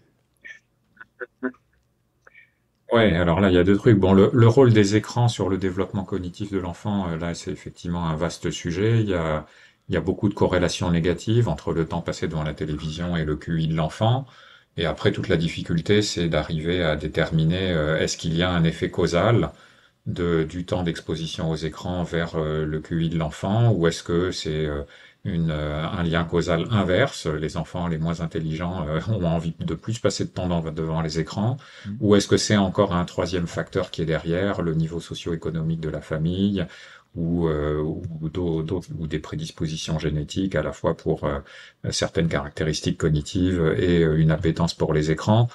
Et donc là, les études, une fois qu'on essaie de bien contrôler tout ça, ce qui est quand même loin d'être facile, les études sont pas hyper claires en fait. On voit des petits effets négatifs, mais tout petits, ils sont pas toujours bien répliqués. Donc, en tout cas, on n'a pas. Moi, l'impression que j'en ressors, c'est qu'il n'y a pas un effet massif négatif des écrans sur le développement cognitif. Ce qui est aussi assez logique parce que les écrans, c'est un truc très hétérogène et tout dépend de ce qu'on y regarde et de ce qu'on fait sur la tablette. Oui. Et il y avait une deuxième partie dans son affirmation qui n'était pas les écrans, ah oui, les modèles, bon, là pour le coup, j'ai aucune idée de ce que ça peut faire sur le développement cognitif de l'enfant. Ouais. Bon, alors, Et peut-être ça... je peux rajouter un truc sur les premières affirmations que tu m'as soumises, Oui. où il mentionnait les résultats de PISA. Si vous regardez, c'est pas que les points de QI, on peut dire, le QI c'est une mesure qui est peut-être artificielle, mais si vous regardez PISA, c'est la manière de lire. La chute du QI prévient déjà le chaos, selon vous?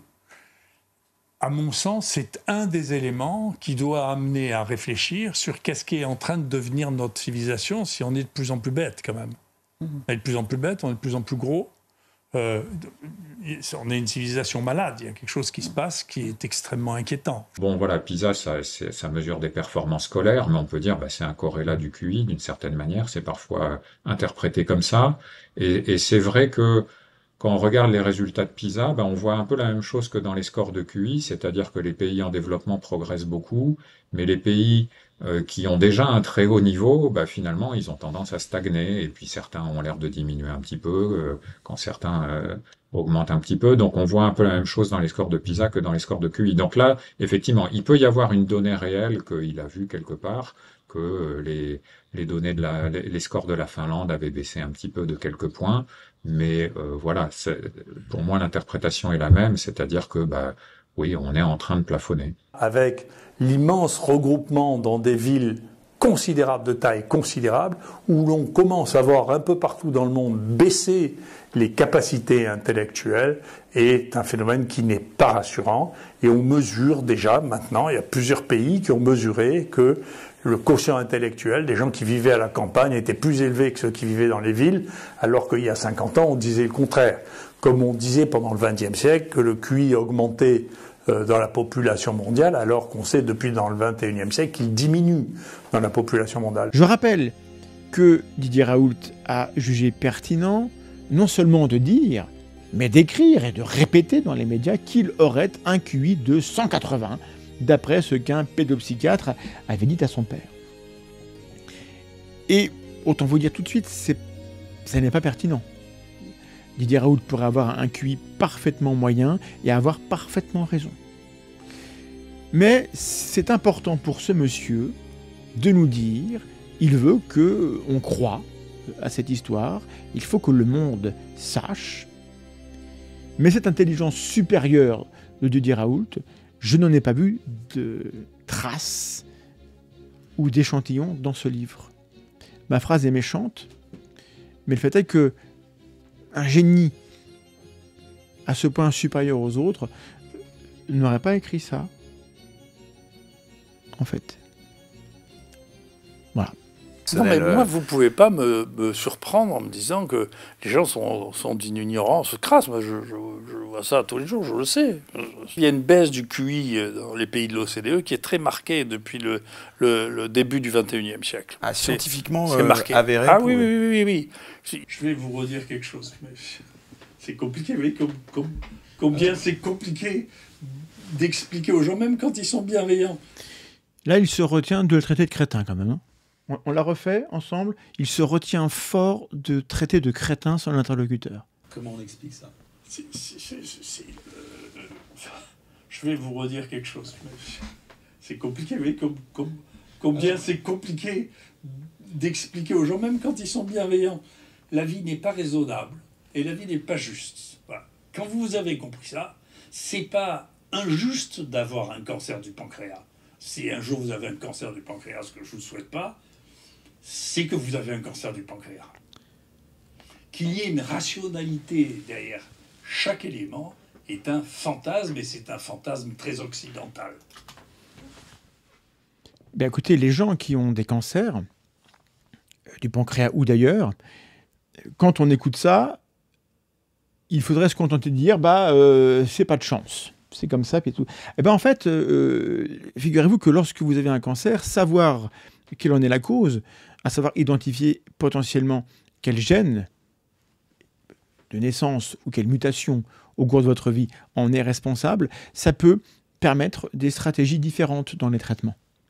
Donc c'est pas trivial et c'est pas une question idiote. Pourquoi est-ce que vous avez un cancer du pancréas? On va dire c'est parce que vous avez telle protéine qui est mutée dans tel tissu et parce que c'est ça qui est la cause de votre cancer. Alors la mutation elle arrive parce que on est tous soumis à des agents, à un environnement dans lequel les molécules biologiques sont dans des étapes pas toujours stables et vous avez bu trop d'alcool, vous êtes allé trop au soleil, vous avez été exposé à telle ou telle substance dans votre environnement, au travail, à la maison, dans la voiture, dehors, peu importe.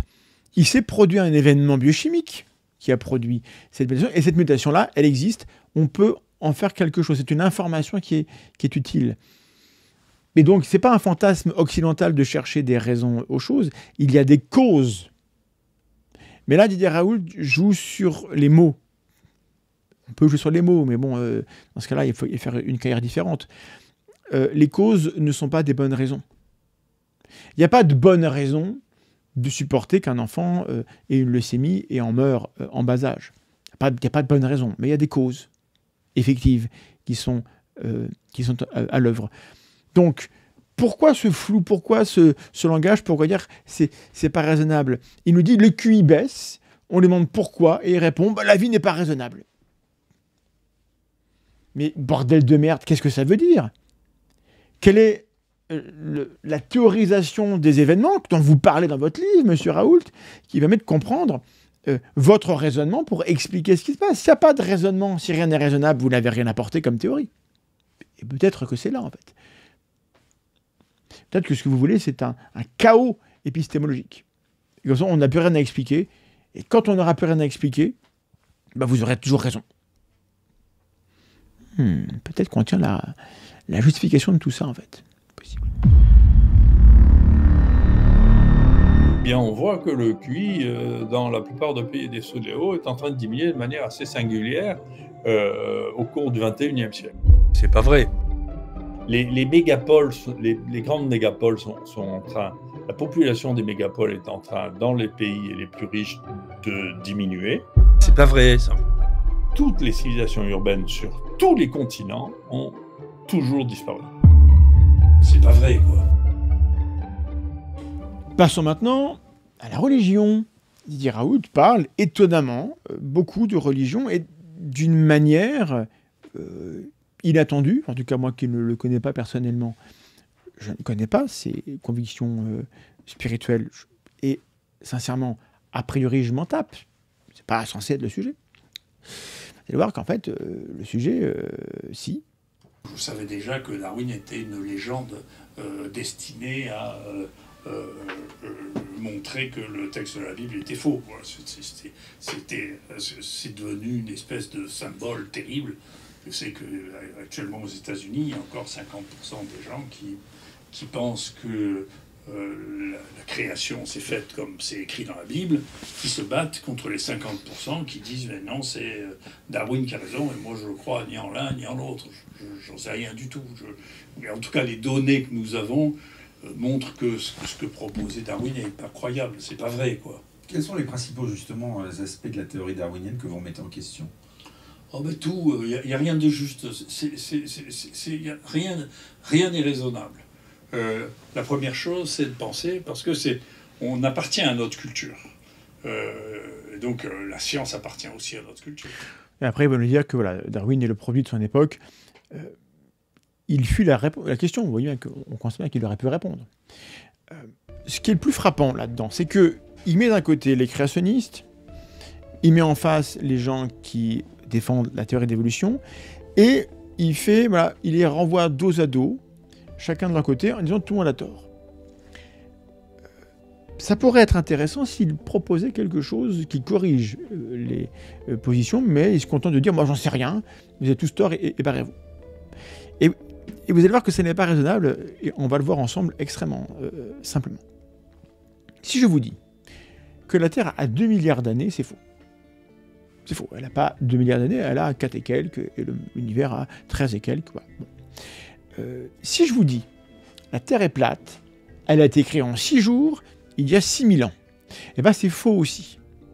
C'est faux aussi, mais vous savez très bien que c'est un peu plus faux, voire beaucoup plus faux que la Terre a 2 milliards d'années. Ce serait idiot, vraiment idiot de dire égalité 2 milliards ou 6000 ans, égalité, vous avez faux, et donc vos assertions ont la même valeur, donc aucune. Non. Une assertion qui permet de réfuter beaucoup plus d'énoncés faux que l'autre. Donc elle est plus proche du vrai. Dans la vie quotidienne de tous les jours, on sait bien évaluer des propositions qui ne sont pas vraies, mais dont certaines sont plus fausses que les autres. Voilà. Cette égalité farfelue, on ne la fait pas en science, on ne la fait pas non plus dans la vie quotidienne. Et donc Didier Raoult, qui ne fait pas de science dans ce livre, n'aurait même pas de sens commun, point d'interrogation. C'est à se demander, c'est à se demander. Et j'arrête ma phrase parce que derrière, j'aurais été désagréable. Vous voyez, je fais des efforts. Rien n'obligeait Didier Raoult à parler de religion dans son livre qui prétend renouveler, révolutionner la théorie d'évolution. Rien. Il le fait quand même tout seul comme un grand, page 271. Quoi qu'il en soit, le renversement religieux qui faisait de l'homme le sommet de l'évolution, ayant été créé au 6e jour de la Bible, ou étant la dernière création du panthéon gréco-romain, a été remis en cause très violemment à la suite de la théorie de l'évolution de Darwin, très souvent reprise dans le courant du XXe siècle, qui faisait de l'homme un singe un peu différent des autres, mais tout de même un singe. Point. La période actuelle et l'évolution des XXe et XXIe siècles montrent que ceci n'est pas du tout réaliste. En réalité, l'homme a profondément bouleversé la vie sur Terre. Point. Et derrière, il montre à quel point l'humain a modifié son environnement. Alors, ce qui est très très alarmant, c'est que ces mots-là ont été écrits. Ils ont été écrits, ils ont été relus, j'imagine, ils ont été pesés, ils ont été réfléchis, ils sont posés sur le papier, ils sont imprimés, ils sont édités et envoyés dans des magasins où on vous les vend. Ces mots tels qu'ils sont écrits, on n'a pas besoin de faire mentir Didier Raoult, de triturer ces phrases. On prend les phrases telles qu'elles existent et il nous dit que c'est pas vrai de dire que l'homme est un singe. Donc, le problème, c'est que je ne pense pas que Didier Raoult soit créationniste. Mais les créationnistes du monde actuel, là, ils auront une phrase tirée d'un bouquin, d'un professeur réputé, qui pourra leur permettre de dire à leurs ouailles, à des gens qui sont sous emprise mentale dans des sectes ou dans des religions qui ont un rapport conflictuel aux sciences, ils auront des phrases signées Didier Raoult qui seront parfaitement utilisables pour dire que l'homme n'est pas un singe. Et quand vous avez un scientifique qui vous dit que l'homme n'est pas un singe, c'est bon, derrière, on a réfuté Darwin, on a réfuté l'évolution, donc Dieu existe, donc mon Dieu existe. Et la gravité de ça, rendez-vous compte. Moi, je ne m'attendais pas à trouver ça là-dedans quand même. Parce que je ne suis pas certain que ce soit ce qu'il ait voulu dire en plus. Pourquoi est-ce que Didier Raoult dit que c'est pas raisonnable de penser que l'homme est un singe malgré tout, un peu différent des autres? Parce que dans la fin du chapitre, il explique que l'homme a un impact environnemental sans précédent. On ne peut pas dire que l'homme est un singe parce qu'il a un impact trop grand sur la Terre. C'est le raisonnement tel que je peux le traduire de la manière la plus charitable possible. Or, en rhétorique, ça c'est un non sequitur. C'est-à-dire que les éléments posés devant nous et la conclusion qu'on en tire sont pas du tout reliés. Il n'y a aucun lien entre elles, c'est un raisonnement vide. Voilà, c'est tout ce que j'avais à vous dire.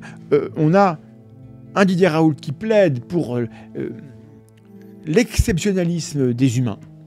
Et ça, c'est une idée qui est totalement pré-darwinienne. Didier Raoult qui veut révolutionner l'évolution et qui entend produire ou contribuer une théorie post-darwinienne est en fait un homme du 19e siècle, un pré-darwinien, quelqu'un dont le propos était périmé avant sa naissance. Il y a une sorte d'exploit quand même. Page 278, nous sommes dans un chapitre qui s'appelle Récapitulation et conclusion. Enfin, je pense, avec Stephen Jay Gould et à l'inverse de Dawkins, qu'il ne faut pas confondre la connaissance scientifique d'une époque avec la croyance religieuse. Elle ne s'explique pas l'une par l'autre et ne s'exclut pas non plus. Il s'agit de domaines distincts et ils doivent, je crois, le rester. Notre monde est largement encore inconnu et les voies de Dieu sont impénétrables. Comme Bohr le suggérait à Einstein, Dieu a peut-être choisi le hasard. Donc, vous en pensez bien ce que vous voulez. À mon avis, une profession de foi de ce genre, qu'il a évidemment le droit d'exprimer, c'est sa liberté, n'a rien à faire dans un livre qui prétend avoir comme projet de proposer une nouvelle théorie scientifique. Le mélange des genres, Raoult a constamment fait un mélange des genres entre populisme, posture politique, critique du système et science. La science est située dans son environnement, mais vous pouvez très bien défendre des valeurs et défendre une vision de comment la science est reliée à la société sans prétendre que votre parole est en soi scientifique. Et là, cette distinction, elle est cruciale et c'est pas ce qu'on voit ici. Alors, au chapitre 15, il ajoute également la chose suivante. Cette vision du monde mettra un temps avant d'être réellement comprise.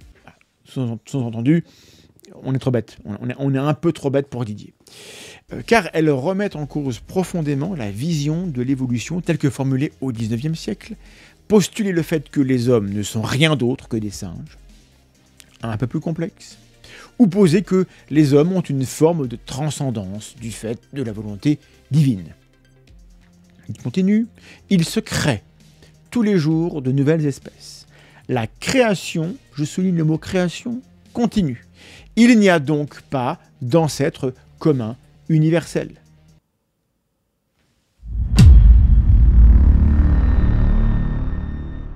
Il faut que je dise un mot sur l'art de la citation par Didier Raoult. Tout au long du livre, Didier Raoult répète sans cesse les mêmes citations d'Héraclite, de Lucrèce, d'Aristote, d'Einstein, de Bohr, de Monod ou de Nietzsche. Dans l'ensemble, il y a un seul biologiste, c'est Monod. Donc il cite des citations qui n'ont rien à voir de plein de gens. Il multiplie les digressions philosophiques plutôt oiseuses, il radote des comparaisons creuses, il égrène des assertions historiques fausses, dont il veut tirer des leçons sur la théorie qu'il est censé être en train de nous expliquer. Bon. Ça, on l'a déjà vu. L'auteur répète les mêmes histoires 2 ou 3 fois, comme un disque rayé, c'est assez effrayant. Comme si le livre était un assemblage de chapitres disparates, écrits chacun de son côté, jalonnés de saillies vindicatives contre l'État ou contre les institutions qui ont tourné légitimement, peut-être, leur dos à l'auteur de ces mots. Bon. Raoult a été critiqué dans le monde académique, peut-être que vous l'ignoriez ou vous l'avez oublié, pour l'extravagance de son taux d'autocitation. Alors, en général, les chercheurs s'appuient le plus possible sur les travaux d'autres chercheurs pour supporter leurs affirmations. Ça permet de montrer qu'on connaît le champ disciplinaire, voilà, et qu'on s'inscrit dans la continuité des travaux, ou si on veut révolutionner, qu'on connaît l'étape de ce qui a été produit avant. Raoult, lui, il est au-dessus de ça. Dans ce livre, en 200, presque 80 pages, il donne en tout et pour tout 48 références. C'est peu. C'est peu. En plus, il y a quelques répétitions. Bon.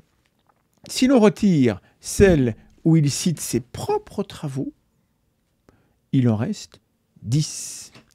Le taux d'autocitation est de 79%. Je n'ai jamais rien vu de tel. Même dans un rapport d'activité où un scientifique cherche à mettre en avant ses productions, on ne met pas 80% de sources qui sont à soi. Ceci donc n'est pas de la vulgarisation scientifique.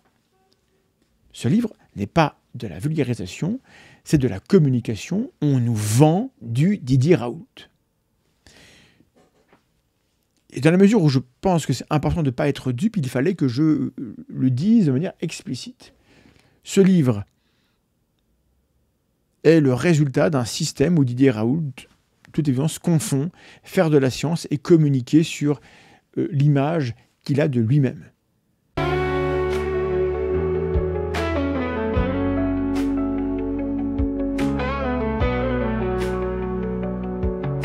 Il est temps de conclure, chers amis. Alors, avant toute chose, répétons une évidence, il faut critiquer le darwinisme, il faut critiquer la théorie de l'évolution telle qu'elle existe. Les théories en vigueur ont besoin d'une constante remise en question, sinon elles deviennent des dogmes. Et tous les dogmes sont l'antithèse de la pensée critique. Didier Raoult a donc parfaitement le droit, et je dirais même qu'il a le devoir d'émettre des critiques sur les limites des modèles en vigueur. Voilà, c'est quelqu'un qui occupe une place dans le monde académique où même on attend de lui qu'il fasse ça. C'est très bien. Il soulève d'ailleurs des points très intéressants sur la manière dont le grand public perçoit l'arbre du vivant et l'absence de connaissances sur les transferts horizontaux. Mais c'est une critique qui n'est pas valable pour le monde de la recherche, puisque ça fait des décennies que ces phénomènes-là sont pris en compte.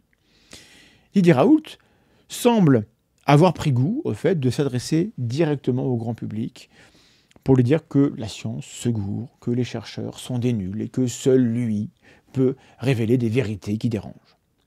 Il adopte une posture de génie incompris, anti-système, qui n'est pas propice à une conversation scientifique apaisée. Malheureusement. Dans la deuxième partie de ce debunk, qui va s'intéresser au cœur du propos, aux pages qui cessent de tergiverser sur l'État-providence ou la haine des athées militants pour traiter réellement de biologie, de génétique, de génome, de séquences répétées, de tiges-boucles, etc., nous verrons, et encore une fois, c'est quand même bien triste, que ce livre n'apporte rien à la science et va au contraire contribuer à éloigner le public de la compréhension de la théorie d'évolution et de la manière dont les chercheurs la mettent à l'épreuve. Donc, la motivation que j'ai de faire ce travail ici avec vous, et merci de me suivre, c'est que vraiment je pense que ce livre, c'est pas juste qu'il est mauvais. Je pense qu'il va éloigner des gens de la science, donc il est dangereux, puisque toute ma carrière consiste à rappeler à quel point c'est primordial pour une démocratie dans l'époque actuelle que le grand public ait des connaissances, même basiques, de ce que c'est que la science, de ce que disent les sciences et de comment des connaissances sont construites. Donc je n'ai pas de mots assez forts pour dire à quel point ce type de production par des gens qui ont fait toute leur carrière payés par le contribuable, il se définit lui-même comme un renégat de la science et je lui accorde volontiers ce terme qui veut dire traître. Attention, j'ajoute un petit bémol, une concession, un appel à votre prudence. Vous avez sans doute noté que j'avais une dent contre le personnage et que cela a sans doute des conséquences sur la sévérité de mon jugement et de ses travaux. Voilà, je suis sans concession, j'ai la dent dure. Il serait donc sage de prendre un peu de recul avec ce que je dis et de vous poser des questions sur les raisons que l'on peut avoir de croire ou de ne pas croire que Didier Raoult est en train de révolutionner la théorie d'évolution. Et pour ça, je propose de conclure avec quelques petits critères. Quelques questions à se poser pour savoir si la personne qui parle, quel que soit le sujet, est digne d'être crue ou pas. Alors, comme souvent, aucun de ces critères pris tout seul séparément n'est suffisant pour avoir un avis définitif, Mais ensemble, ils établissent une matrice qu'il serait peu raisonnable d'ignorer. Voici donc les questions que je vous suggère de vous poser quand vous lisez un livre de quelqu'un qui prétend avoir de l'impact dans le champ des connaissances. 1. L'auteur est-il un spécialiste reconnu des sujets qu'il traite? Autrement dit, est-ce qu'il a publié des travaux dans des revues à comité de lecture? Est-ce qu'il a un indice H, même si ce n'est pas une fin en soi? Des articles où il défendrait les propositions qu'il annonce nouvelles, voire révolutionnaires. C'est-à-dire que si c'est quelqu'un qui a publié pendant des années en médecine et qui arrive et qui veut révolutionner une théorie en géographie, ça ne marche pas. S'il veut révolutionner la médecine, mais qu'il s'appuie sur aucun travaux que lui aurait pu faire, c'est douteux. Question 2. Est-ce qu'il est prudent dans ses déclarations? Prend-il le soin d'être précis, factuel, de sourcer ses propos, d'énoncer clairement les étapes de son raisonnement, de fournir des définitions aux mots qu'il utilise? Si ce n'est pas le cas, peut-être que ça veut dire quelque chose sur la qualité de ce qu'il est en train de nous dire. Troisièmement, est-ce que l'auteur prend en compte sérieusement les critiques éventuelles que son travail reçoit? Au contraire, est-ce qu'il considère qu'il faut être idiot ou corrompu pour le contredire? Est-ce qu'il traite de fous les gens qui critiquent ses propos? Ou est-ce qu'il répond sur le fond?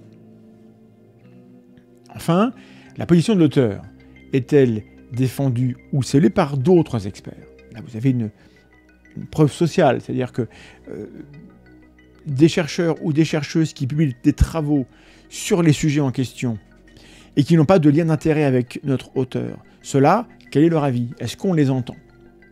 S'il est tout seul à dire un truc et que personne n'en parle autour de lui, ça peut être un silence gêné, poli, et en fait, ça montre qu'il n'y a pas de conséquence à sa parole, et donc que ça n'est pas une parole qui est prise en compte par la communauté des savants. Voilà. Ces 4 questions à se poser peuvent vous aider.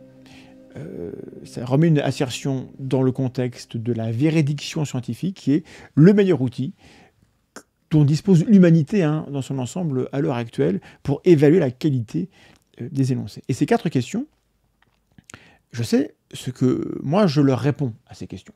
Voilà. Je les énonce et je sais exactement pourquoi j'ai telle réponse concernant Raoult et ce livre-là. Mais les réponses que vous pouvez donner à ces questions, c'est votre travail à vous. Et en pensée critique, en zététique, on ne peut pas faire tout le travail pour vous. Peut-être d'ailleurs que j'ai conclu sur des éléments où j'aurais dû vous laisser la liberté de conclure tout seul. Mais des fois, c'est tentant. Donc, écoutez, je vous invite à vous poser les bonnes questions et à travailler assez pour chercher les réponses. Intéressez-vous, notamment, si elles existent, aux réponses que ce livre a eues, aux critiques qui ont été émises et aux réponses que Didier Raoult a données à ces critiques, si cela existe. Si ça n'existe pas, c'est simple, c'est que le livre n'a aucun impact. Un livre qui veut révolutionner et où les chercheurs du domaine répondent pas, ça veut dire que on s'en fout, quoi. Mais si des réponses il y a eu, quelles ont été les réactions de l'auteur? Allez vérifier. Ceci étant dit, merci beaucoup d'avoir regardé cette vidéo. Merci beaucoup aux personnes qui ont collaboré, qui m'ont accordé un peu de temps pour les interviews, pour venir vous expliquer des choses.